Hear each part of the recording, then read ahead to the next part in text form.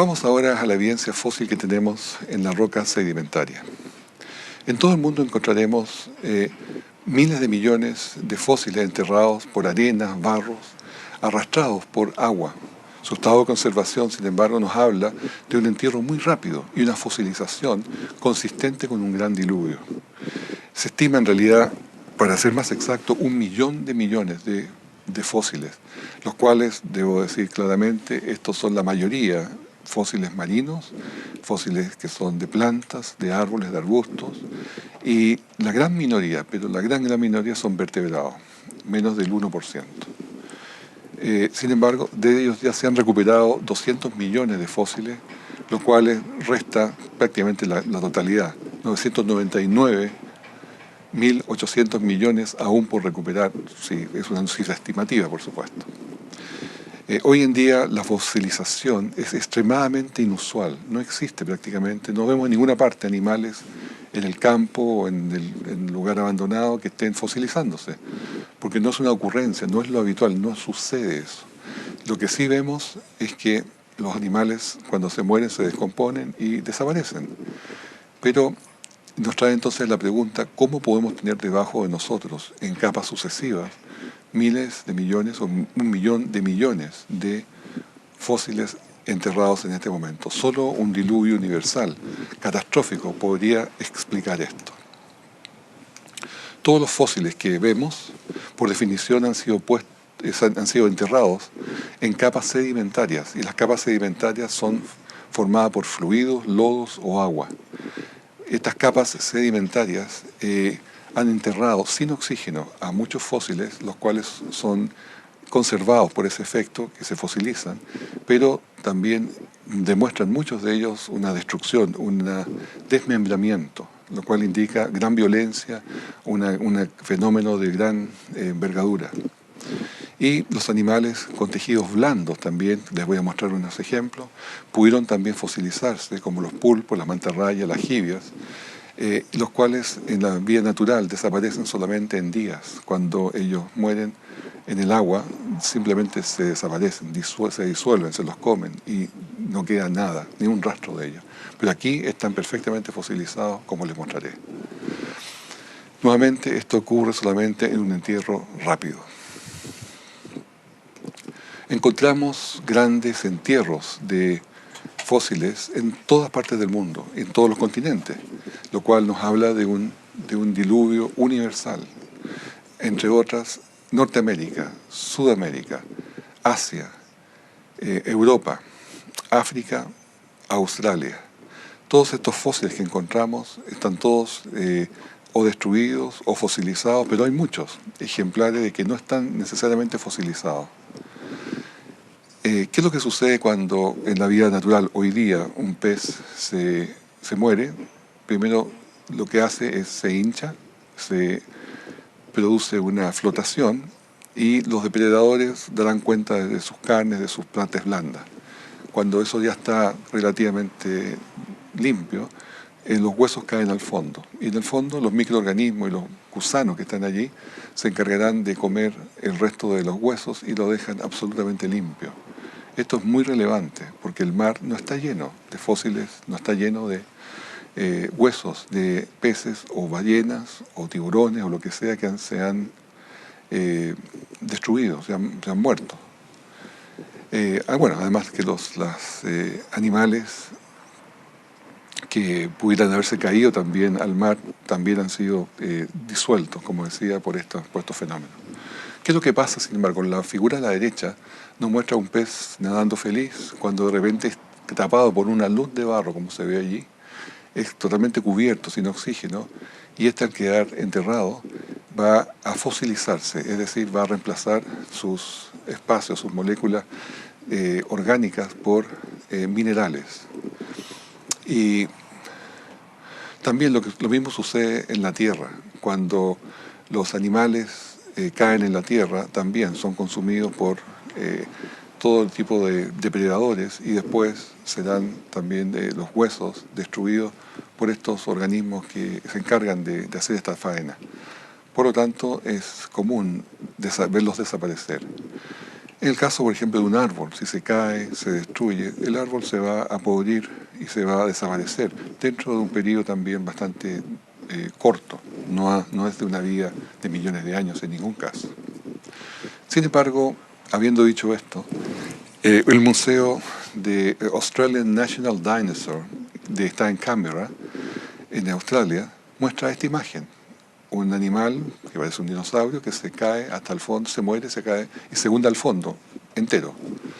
Se llena, se posa en el fondo del mar y allí se fosiliza, como se está viendo. Así nomás empieza a ser tapado por millones de años de capas y después, porque se erosiona a un costado, lo encuentran. Bueno, esto es exactamente como no sucede, como la evolución quisiera mostrar que sucede así, pero no es así, simplemente. También quería discutir un poco el por qué los seres humanos antediluvianos, el prediluvio, no se encuentran, son muy escasos dentro de lo que se conoce. De hecho, hay uno o dos ejemplares solamente que pudieran decirse que tuvieran alguna relación con seres prediluvianos, menos aún los gigantes o cosas así que normalmente la gente quisiera saber. Lo que pasa es que se cree que existieron antes del diluvio alrededor de 350 millones de humanos, que son una proporción menor dentro de todos los millones de seres vivos que existían. Y cuando vino la destrucción, pensemos que la voluntad de Dios era destruir justamente a estos humanos. Por lo tanto, el hecho que se hayan preservado o se hubiesen preservado no era tanto la idea era destruirlos. Actualmente, aunque se hubieran preservado, no se han encontrado mayores rastros de estos seres prediluvianos porque se diluyen en la gran cantidad de sedimentos que hay y la gran cantidad de otros fósiles que existen, lo cual no descarta que algún día, por cierto, se encuentren algunos ejemplares que pueden comprobarse que son. También hay una cosa muy interesante que no vamos a tratar necesariamente ahora, que se han descubierto una cantidad enorme de animales o fósiles vivos, es decir, fósiles que estuvieron en un momento, están por supuesto representados en los fósiles que murieron en el diluvio, efectivamente, pero hoy día están vivos, como por ejemplo el celacanto. El celacanto es un ejemplar fantástico que vamos a hablar en otro programa, pero este animal, este es pez, se suponía extinguido hacía 60 millones de años, pero hoy día está vivo. Lo mismo que la langosta que está en la imagen, se ve fosilizada, es igual a la de hoy día. La mantarraya también, la estrella de mar, la cucaracha, el pollo, el matapiojo, libélula. Todos estos seres no han cambiado su forma, es igual hoy día que lo que era en el fósil. Ahora, cuando a los fósiles esos se le asignan millones de años, lo que se está pretendiendo es que esos fósiles no necesitaron evolucionar porque ya eran perfectos, lo cual es una explicación bastante conveniente. Pero yo diría, la mejor explicación sería que no han cambiado porque no han evolucionado. Nadie evoluciona. A lo más, una especie se adapta a un medio, se adapta a una condición, pero eso es dentro de la misma especie. Y al ver a estos fósiles vivos, como decía, está llevándonos a la cabeza una idea, que no ha habido tal evolución, que tal adaptación sí, pero no evolución, y que es muy reciente, porque en los mismos periodos que se dice que estos han vivido, 20 millones, 30 millones, depende del caso del autor que pone los millones de años, también se supone que otros seres evolucionaron en una gran cantidad, como por ejemplo los simios a hombres en 6 millones de años, que es mucho menor del tiempo que le asignan a ellos, que no cambiaron en nada, lo cual produce también una confusión bastante grande. Son todas suposiciones, son todos modelos, pero eso lo vamos a ver también en un programa separado, como los fósiles de chimpancé son fósiles de chimpancé, como los chimpancés hoy día, los que están vivos, no tienen ni una relación con el ser humano. Pero como digo, lo veremos eso en un tema separado. Existe también un fósil viviente de un pino que se llama el Wollemi Pine. Este se ha encontrado en Australia, supuestamente extinguido desde el periodo Jurásico, 150 millones de años atrás. Todas estas son fechas evolucionistas, no son uniformistas, se llaman estas. No son, desde luego, lo que los creacionistas creemos. porque no hay fósiles del Wollemi pine desde el Jurásico al presente, y esto lo hacía suponer extinguido. Sin embargo, fue encontrado y lo describió como un dinosaurio vivo a este árbol. Y el Wollemi actualmente está allí, idéntico a como estaba como fósil, o sea, nunca evolucionó. Y partimos con las imágenes de entierros masivos de peces en todo el mundo. Como relataba anteriormente, los peces no subieron al arca, desde luego, y los peces fueron protegidos por Dios por bolsones de agua, los cuales Él les daba las condiciones de nutrientes, las condiciones de no enterrarse, no quedar fosilizados, y se salvaron una cantidad, pero la gran mayoría, desde luego, fue enterrado y fosilizado. Podemos ver en estos cuadros una cantidad enorme de peces, una pantalla llena de peces menores allí. Después, fósiles de trilobites. Los trilobites se encuentran por millones en fósiles. Estos trilobites son un antrópodo marino muy interesante porque el trilobite es de gran complejidad. Sin embargo, está puesto en la parte más baja de la columna geológica, suponiendo que los trilobites son de una muy pequeña complejidad o mucha simplicidad, lo cual es exactamente lo contrario. Pero otro programa vamos a analizar eso. Tenemos también peces y murciélagos que están juntos en esta imagen desde Francia. Peces y murciélagos. Un cocodrilo y peces también de una imagen de Alemania. O un tiburón en Biblos, en las montañas del Líbano, o sea, en las alturas del Líbano, se encontró este tiburón fosilizado. Debe ser también un alcance, debido a que los tiburones no tienen huesos, sino que tienen huesos cartilaginosos. Ellos no se fosilizan, no deberían estar fosilizados. Y de hecho, lo único que se encuentra de los tiburones habitualmente son los dientes. Y estos dientes hay muy grandes, que se supone que eran muy grandes anteriormente, y los más pequeños de hoy día. Pero es muy inusual encontrar tiburones fosilizados. Sin embargo, aquí hay uno. Y fue fosilizado porque, pese a ser de un tejido más bien blando, pudo fosilizarse por la rapidez del cubrimiento con barro. Y quedó desde luego sin oxígeno, por lo tanto se pudo fosilizar. Vemos también acá un fósil de mono que fue encontrado, de un mono lemur, que fue encontrado en Alemania, que se le identificó como Ida, se le puso un nombre. Pero es muy interesante porque podemos ver en su cuerpo que tiene una zona azul más oscura alrededor. Y eso nos está indicando que fue enterrado en forma abrupta, o sea, fue enterrado vivo, básicamente, no estaba muerto ya. Fue enterrado vivo y en forma abrupta pudo fosilizarse y quedó marcado lo que era en los tejidos blandos. Podemos ver a la derecha de la imagen también un lemur que actualmente son la mayoría que viven en Madagascar. También en el fósil en Butte, en Green River, en Estados Unidos, podemos encontrar este fósil de caballo con peces alrededor. Obviamente habla de animales terrestres y peces que han sido enterrados juntos, lo cual habla sin duda de una gran catástrofe. Aquí tenemos un caso muy interesante. Este es una cantidad de 31 iguanodones que fueron enterrados todos juntos en un abismo que se formó posiblemente con el diluvio, y fueron arrastrados estos 31 iguanodones y fueron descuartizados. Prácticamente llegaron al fondo, descuartizados, y quedaron allí sepultados con barro, tierra, hasta que pasó mucho tiempo, hasta 1878, en que mineros de carbón, que estaban cavando una mina en el sector, se encontraron con todos estos restos y dieron cuenta a la autoridad y los retrajeron, los sacaron de ese lugar. Ahí en la imagen de mano izquierda podemos ver el tamaño relativo del hombre y del iguanodón. Y en la parte de abajo podemos ver los restos que se recuperaron desde el lugar que se llama Benissart, en Bélgica. Estos se volvieron a armar, se volvieron a poner juntos, y en mano derecha podemos ver la imagen que hoy día muestra el Museo de Benissart en Bélgica.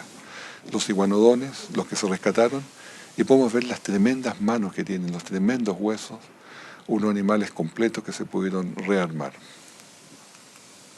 Por cierto, habla todo esto de una gran catástrofe. Siempre confirma una gran catástrofe. Pero aquí tenemos un caso más dramático todavía. Más de 100.000 ballenas enterradas todas juntas a 30 kilómetros de la costa del Perú, en Cerro Blanco, en Ica, Perú. Se descubrió en 1999 y en el sitio también se encontraron una cantidad de marsopas, tortugas, focas, peces, perezosos y pingüinos. Todos ellos bajo más o menos 80 metros de sedimento y sin una demostración que hayan estado allí por mucho tiempo, porque no tenían ni gusanos ni incrustaciones. Lo importante de este hallazgo de las ballenas es que son una cantidad enorme, enorme, que fueron todas enterradas. Todo esto está a 30 kilómetros al interior de la costa de Perú. Las ballenas se dividen entre las que tienen barbas y las que tienen dientes. Las que tienen dientes son los cachalotes. Y quería mostrarle una característica de las que tienen barbas, que son estas como filtros que se ven en la boca, los cuales ellos usan para absorber agua, tragar agua en gran cantidad en su cavidad interior, y después la expulsan. Cuando la expulsan, filtran y dejan adentro todos los animalitos, los krill, los langostinos que ellos quieren comer, las jibias, en fin. Y esto que se queda adentro, ellos simplemente es lo que se comen y esa es su alimentación. Pero lo interesante de conocer es que esas barbas, esos filtros, tienen un pegamento muy débil, así que cuando la ballena muere, estas barbas se desprenden casi a las 2 horas de haber muerto el animal, porque tiene ese pegamento que no la sostiene mucho más. Y de hecho la cabeza se muere, que del animal que ha muerto, se cae a las 2 semanas también, cae muy luego al fondo del mar, queda flotando y la cabeza se cae. Así que esas son indicaciones de tiempo que nos da de cuando hay un proceso de muerte en una ballena. Bueno, lo interesante de este descubrimiento de Cerro Blanco en Perú es que las ballenas que se han encontrado, todas, como se ven en la imagen, tienen sus barbas puestas. Como se ve arriba en una imagen grande, larga de toda la cabeza de una ballena, y abajo se ve, acá al lado derecho, se ven los detalles de las barbas que están en su lugar. Esto nos indica una cosa, que fueron enterradas súbitamente, en forma dramática, por justamente una catástrofe. Lo que siempre la escritura nos ha descrito, esto fue una catástrofe, no un uniformismo, no sea una cosa de millones de años que fue arrastrándose de a poco y las cosas pasando en forma muy gradual. Esto es catastrófico, es instantáneo y esto son demostraciones de que así fue. Hay expertos en esta área de Cerro Blanco que estiman que las 100.000 ballenas pueden ser cerca de 1.000.000. Es decir, tenemos una gran cantidad de animales, todos concentrados en un lugar que, por cierto, no es lo natural. También en el desierto chileno, cerca del puerto de Caldera, cuando se estaba haciendo la ampliación de un camino, el desvío de un camino, se vinieron a encontrar 80 ballenas, espermas, que estaban enterradas allí y se empezaron a descubrir y vieron que incluso habían unas sobre otras, que se supone que es una madre y una hija, y otras que son fósiles completos. Esto todavía está en desarrollo, se está descubriendo, se está estudiando y por cierto va a dar una información fantástica. Por cierto, esto es dentro del desierto, en lugares donde supuestamente no debería haber agua, pero todo esto es, desde luego, con la catástrofe, con el cataclismo que hubo, los terrenos subieron, otros bajaron, las cuencas se armaron y todo es un desorden, lo que pasó en su momento. También quiero mostrarles, en Argentina, en la Patagonia, se han encontrado numerosos fósiles.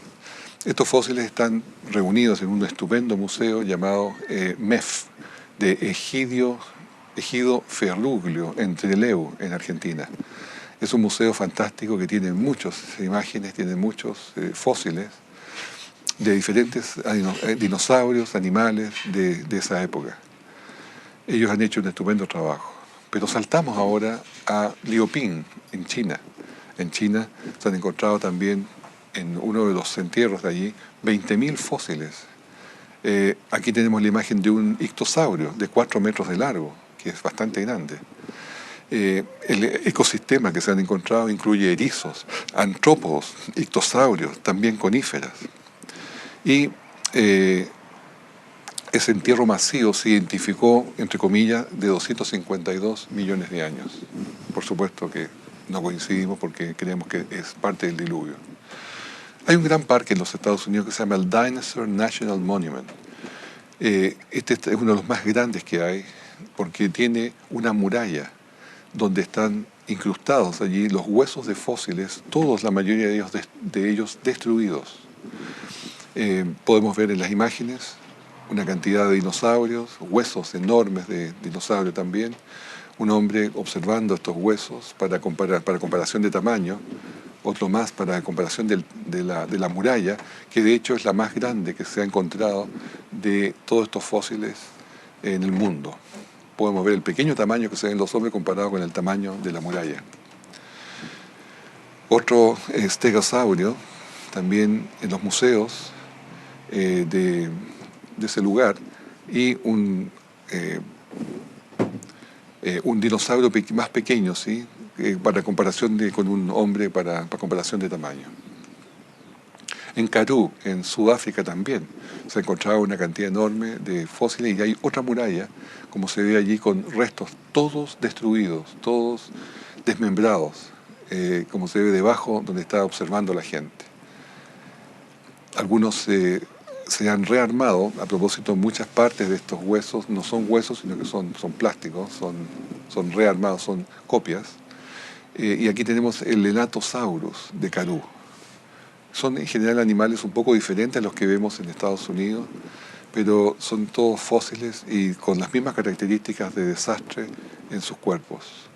También tenemos en Australia los dinosaurios de Victoria. Esos son más bien teóricos, pero se han encontrado algunos ejemplares. La formación también de Winton en Australia, donde también hay más animales grandes, masivos, pero también nuevamente no extinguidos todos ellos, pero diferentes necesariamente a los de África y los de Estados Unidos. Aquí hay otro que es un wallaby gigante. Un wallaby es un canguro gigante. Y aparece en la imagen de la izquierda, se cree que es del Pleistoceno y se llamó Protemnodon. A la derecha vemos el fósil encontrado de un armadillo. En Alemania también, en Solnhofen, hay una cantidad enorme de animales de todo tipo. Por ejemplo, el Archaeopteryx, en la imagen izquierda, nos muestra el que se pretendió era el traspaso de un dinosaurio a un pájaro, que es una de las posiciones de la evolución. Este Archaeopteryx por mucho tiempo estuvo en estudio, estuvo en cuestionamiento, en discusión, pero se encontraron varios ejemplares más. Está extinguido, pero eso no significa que los ejemplares no dieron más información de él. Y efectivamente todas las formas que tenía, las aptitudes que se le veían, tenía plumas, es un pájaro, y es un pájaro que definitivamente era diferente, porque tenía una cola larga, pero era pájaro. Al lado derecho podemos ver la imagen de un pato también fosilizado. Después, en mismo Solnhofen, en Alemania, tenemos un Triceratops, un animal mayor, y saltamos al desierto de Gobi, en Mongolia. Allí podemos ver 25 dinosaurios juveniles que fueron enterrados también súbitamente en barro cuando arrancaban todos en la misma dirección, se ven las huellas. Los adultos no lo acompañaban como era la costumbre. Las partes azules también de los tejidos nos indican que se fosilizaron, se terminaron de fosilizar cuando ya estaban enterrados vivos y ahí terminaron o sea, no estaban muertos de antes, básicamente. Eso es lo que se quiere explicar. El Museo de los Rockies, también en Montana, Estados Unidos, tiene una colección más grande del mundo de Tyrannosaurus Rex.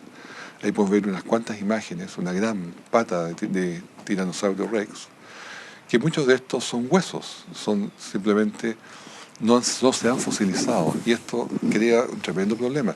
Hay un caso de la doctora Mary Schweitzer, donde encontró dentro de huesos de dinosaurio, en Montana también, en Hell Creek, encontró material orgánico biológico, el cual estaba vigente.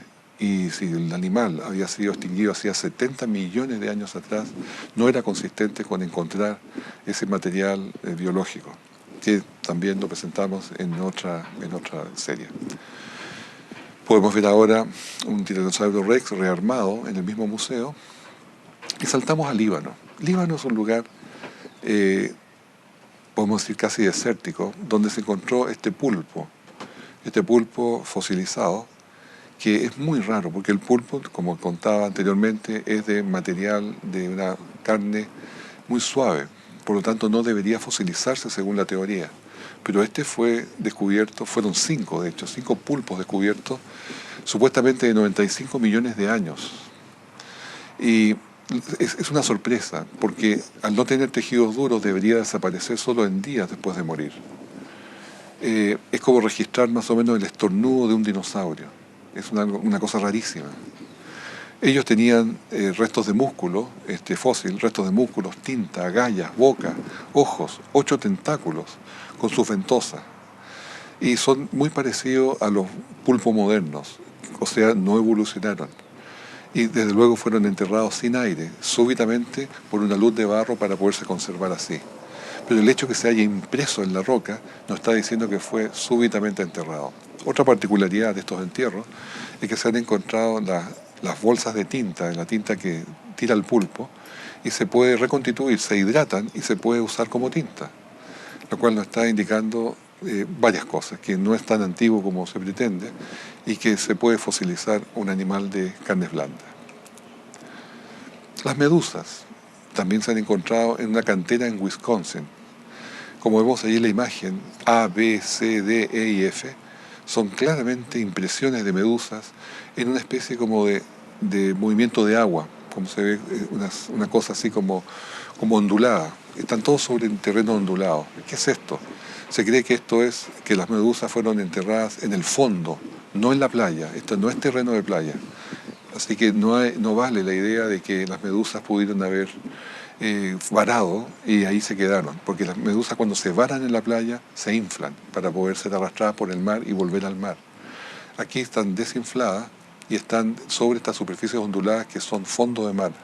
Y allí fueron alcanzadas por el barro, por el diluvio, y quedaron impresas como se ven allí. Y por cierto, la medusa, que sabemos todos que son de tremenda fragilidad, su material, quedó impreso, como se ve esta otra imagen de otra medusa fosilizada. Otro animal, otro cangrejo en este caso, que se había supuesto extinguido, es el que se llama el límulo o cangrejo herradura. Tenía esta imagen de la derecha, supuestamente 450 millones de años según la evolución, pero hoy día se encontró y sigue igual en la imagen de la izquierda. Un cocodrilo asiático también se suponía que podrían haber variado, podrían haber evolucionado, pero no, está igual el de hoy día como es en la imagen de abajo. O una tortuga en Estados Unidos. Son muy buenos fósiles las tortugas por su conservación, debido al material que tienen en su concha, se fosilizan muy bien y se pueden estudiar muy bien. También peces que su piel y escamas son idénticas a las de hoy, se pueden identificar, y aun cuando se suponga que son del periodo Triásico de 250 millones de años atrás, son peces que obviamente por la fosilización que tienen, por la perfección de su fosilización, no puede ser de millones de años. Un lucio de Wyoming en Estados Unidos igual al de hoy. Una hoja de álamo, también fosilizada, idéntica a las hojas de álamo de hoy día. Y este ictosaurio es un caso muy interesante, porque también fue enterrado súbitamente y podemos ver en toda su estructura ósea cómo tiene la columna, la cola, las costillas, las aletas de una perfección, porque se fosilizó, como siempre hemos dicho, que de forma súbita y sin oxígeno. Pero este tiene una particularidad más, que es una hembra. Y es una hembra porque fue tomada en el momento que estaba pariendo. Y podemos ver a mano derecha, en la parte de abajo, cómo un bebé ictosaurio está naciendo. Y fue sorprendido en el mismo momento en el cual esta hembra estaba pariendo el diluvio. La sorprendió y esta es una foto para siempre, la cual tenemos y disponemos hoy día. También a otros los pilló comiendo, peces que se están tragando a otros, que están fosilizados en esa actitud. Cosa, por cierto, que fue instantánea y los pilló el diluvio comiendo. Tenemos varias imágenes de lo mismo y el de más arriba ya el pez lo tenía adentro del estómago. Este otro fósil es de un murciélago en la ciudad de Darmstadt, en Alemania. Supuestamente tenía 54 millones de años de antigüedad. Pero es un fósil que indica varias cosas. Primero, es muy parecido, si no igual, a un murciélago de hoy, actual, o sea, no ha evolucionado. Segundo, tiene alas completamente desarrolladas para volar, cosa que es algo de mucha tecnología. Tiene un sonar operacional. ¿Y qué digo con un sonar? Un sonar es un sistema donde el murciélago lanza señales de sonido de una frecuencia específica hacia adelante, y esas señales chocan contra los árboles, contra las ramas, contra los cables eléctricos, contra cualquier obstáculo que tenga o contra su presa, si se va a estar comiendo, y eso se le rebota, vuelve a su origen, al mismo murciélago, y la interpreta, la lee y sabe exactamente la distancia y la posición que está ese objetivo o ese obstáculo. Y así el sonar opera, pero es un aparato de perfecta coordinación. Tiene que estar sintonizado perfectamente para que le dé y le relate las distancias perfectamente. Ahora, esto es altamente complejo. Esto es una cosa que se desarrolla de un día para otro, de una generación a otra. O sea que pretender evolución aquí es prácticamente imposible, porque este animal, este murciélago específicamente, no tiene predecesores, no hay nada que podamos decir que está más abajo que se pueda haber evolucionado para llegar a hacer esto. Simplemente este es un animal complejo, de una alta complejidad en sus sistemas que tiene, y no pudo evolucionar. Por lo tanto, nos dice que fue creado completo. Esta imagen nos va a indicar algo que es común en el pensamiento de la gente, que la petrificación, la fosilización requiere millones de años. Eso no es así. La fosilización solamente requiere de un año.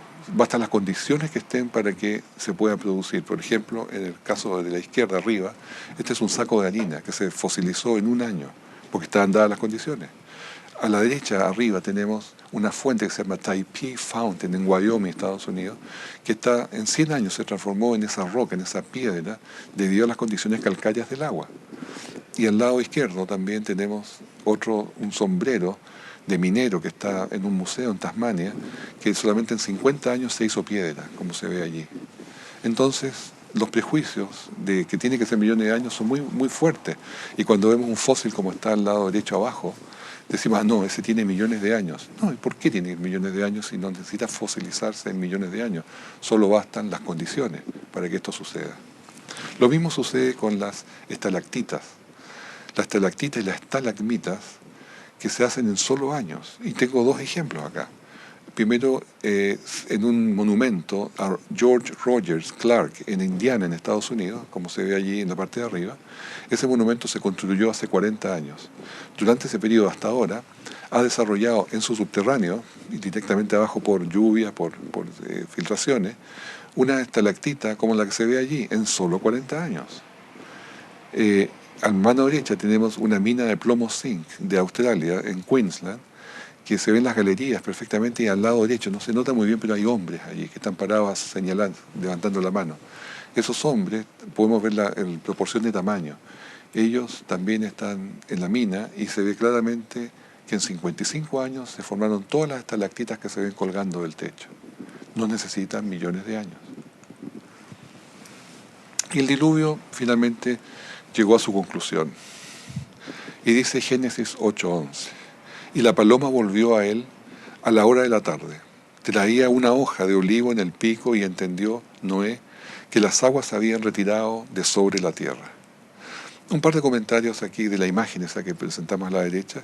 Es una imagen bastante imperfecta. Si bien ese es Noé, está recibiendo al pájaro con la hoja fresca de olivo, él no estaba en la superficie, porque Noé no pudo salir porque justamente el pájaro le iba a indicar si había retirado el agua o no. Allí se ve que el agua está todavía al lado del buque, lo cual no es real. Pero más allá de esas imperfecciones del dibujante, lo interesante es saber que esa hoja de olivo se pudo producir en muy poco tiempo. Porque si uno piensa que tuvo que haber una semilla que se plantara en el barro, que saliera después un árbol y que ese árbol reverdeciera y tuviese la hoja dispuesta, eso no es necesario así. Porque cuando una rama de olivo que se prendió de un árbol olivo antediluviano se entierra en el barro y simplemente vuelve a vivir y vuelve a reverdecerse de forma muy rápida. Por lo tanto, el árbol no necesita partir de la etapa de semilla, basta con que se entierre una simple rama. Esto sucede en muchos tipos de árboles, es la forma de reproducirse.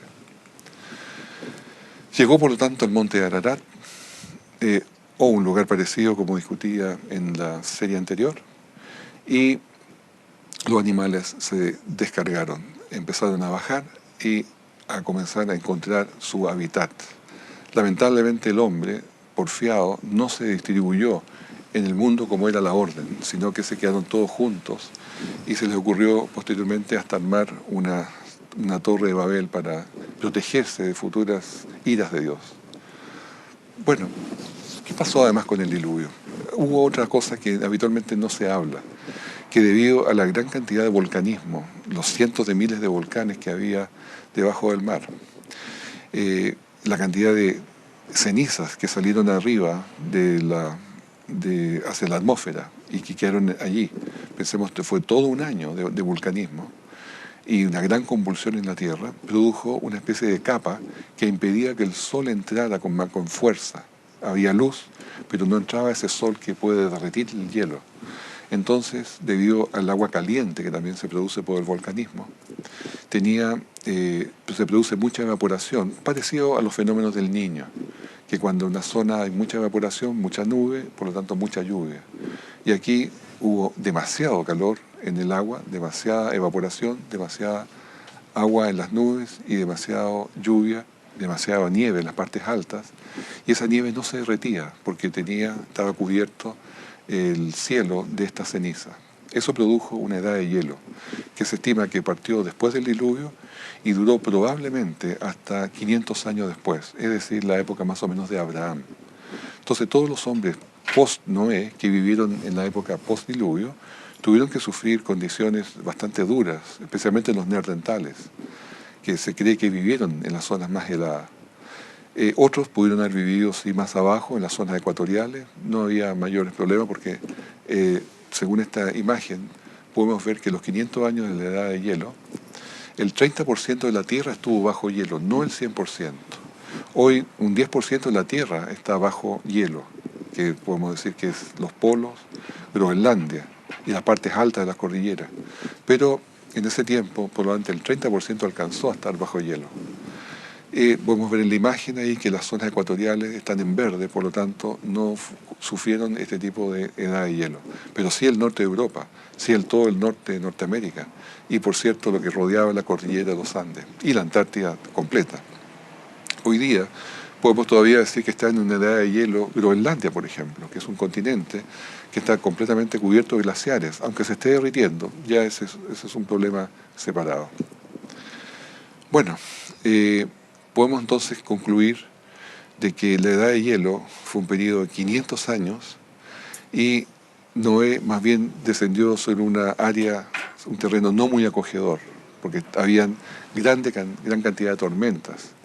Debido a que existía esta gran cantidad de evaporación, también se producían super huracanes, ya con una gran cantidad de agua. Pero los huracanes, afortunadamente, pueden sostenerse mientras están sobre el mar. Cuando llegan a la tierra ya se debilitan y pasa lo que vemos permanentemente en las zonas tropicales. La tierra vuelve a la vida. ¿Qué pasó o qué pasa cuando una tierra queda devastada por una inundación?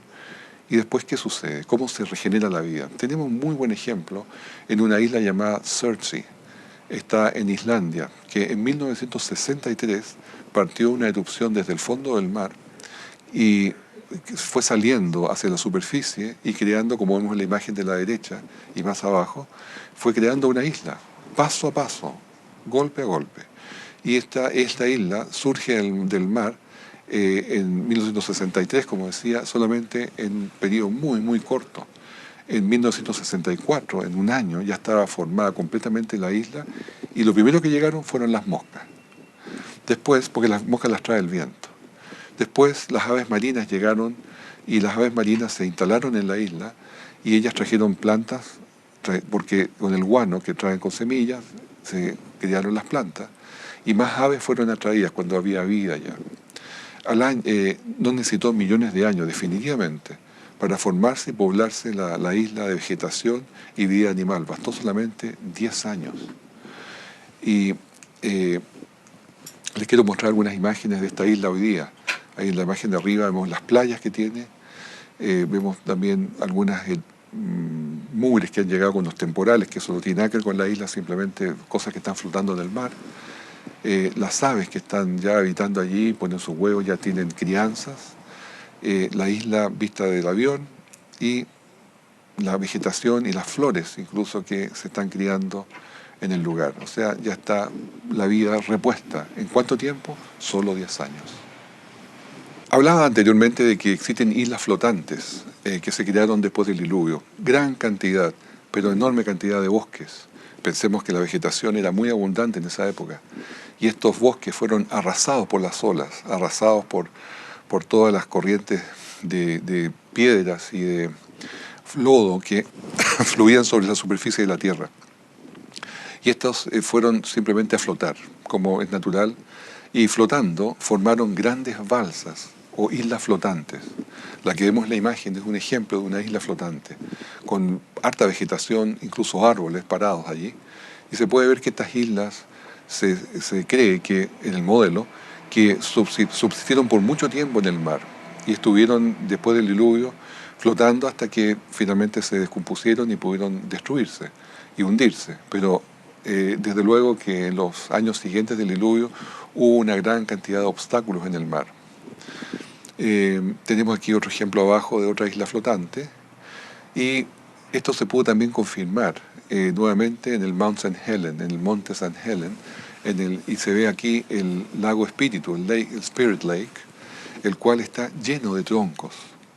Y esto fue cuando arrasó esos glaciares que mostraba en la imagen del programa anterior, cómo los glaciares y el lodo y la lava arrasaron con todos los bosques que estaban en las laderas del Mount St. Helen y lo llevaron finalmente arrastrando a este lago. Flotaron allí y allí se ve la imagen, como es un campo enorme lleno de troncos que están cubriendo prácticamente toda la superficie del lago. Bueno, esto es testimonio de lo que pudo haber pasado en el diluvio. Una cantidad enorme de árboles destruidos, cubriéndose, uniéndose posiblemente con ramas y con muchos insectos viviendo sobre ellos. Así que es una imagen muy interesante de una catástrofe, en este caso local del Mount St. Helen, pero que podemos amplificarla a una catástrofe de nivel mundial. Después, cuando se trasladaron los animales de un lugar a otro, si bien en los continentes pudieron trasladarse de Europa, por ejemplo, de Babel, perdón, donde hubo una dispersión, los hombres, y el caso de los animales bajando desde, podemos decir, Turquía, desde Ararat, comenzaron a distribuirse por África, por Europa, por Asia, y a través del estrecho de Bering probablemente a todas las Américas, y hacia el sur también del sudeste asiático, hacia Australia. Pensemos que debido a la edad de hielo, el estrecho de Bering estaba cubierto completo por hielos, por lo tanto había paso allí, no había un estrecho, no había agua. Y también hay otra circunstancia, que debido a la edad de hielo y a todo el hielo acumulado en glaciares, el nivel del mar se estima que sería de unos 60 metros más bajo de lo que es hoy día, lo cual esto dejaba comunicadas muchas islas y mucho territorio que hoy día se ve insular, se ve como una isla. Por lo tanto, eso responde varias dudas de cómo se trasladaron de un lado a otro. No menos se usaron las balsas. Y la imagen que vemos acá es el traslado que sucedió de los animales menores entre África y Madagascar, que es una isla muy grande.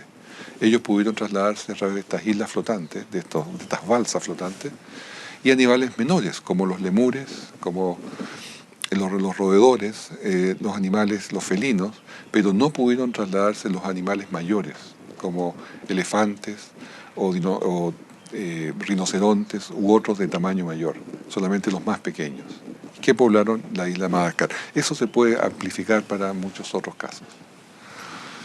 Finalmente, Romanos 1:20 dice, porque las cosas invisibles de Él, de Dios, su eterno poder y deidad se hacen claramente visibles desde la creación del mundo, siendo entendidas por medio de las cosas hechas, de modo que no tienen excusas. Sí, efectivamente nosotros tenemos, según la palabra de Dios, cosas hechas, cosas que han sucedido, cosas que se han efectuado en este mundo, que nos dan testimonio de lo que ha pasado, de lo que ha sucedido. Y nosotros podemos entender por ellas, las cosas hechas, que la palabra de Dios es cierta. Y ese es el mensaje de hoy.